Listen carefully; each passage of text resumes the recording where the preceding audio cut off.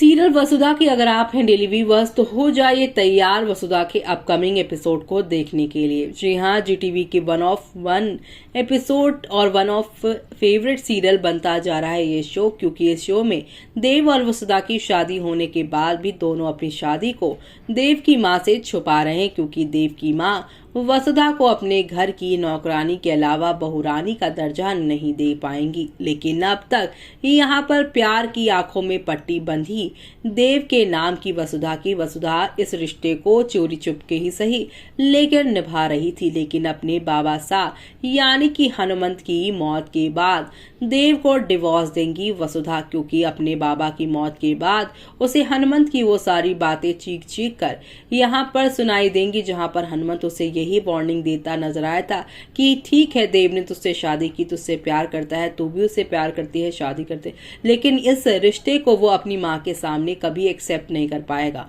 और वही हो भी रहा है। अभी तक देव अपनी माँ के सामने कंप्लीटली इस रिश्ते को एक्सेप्ट नहीं कर पाया है। और तो और एक तरफ वसुधा शादी कर ली है और चंद्रिका के कहने पर वो चंद्रिका की पसंद की लड़की यानी नंदिनी के साथ शादी की रस्में निभा रहा है, यानी एक तरह से दूसरी शादी की रस्में निभा रहा है।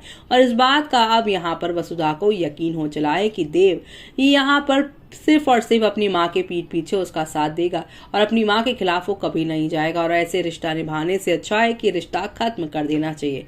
अपने बाबा की मौत के बाद यानी हनुमंत की मौत के बाद वसुधा देव को डिवोर्स देकर अपने करियर अपने पैरों पे खड़े होने का फैसला लेंगी, ताकि उसे देव या उसके प्यार किसी की भी मोहताज होने की जरूरत ना पड़े।